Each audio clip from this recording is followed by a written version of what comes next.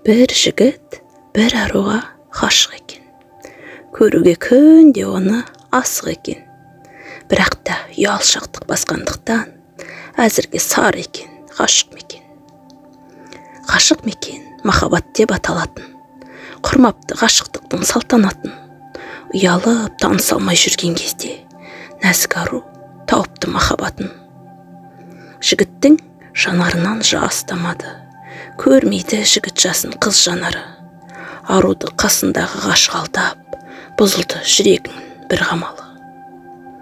Нәзік жүрек жылады, сағысынды, көтере алар мекен жалғыз сынды. Ғашық жігіт аялап қолдағанда, ару қыз махаббатты енді түсін.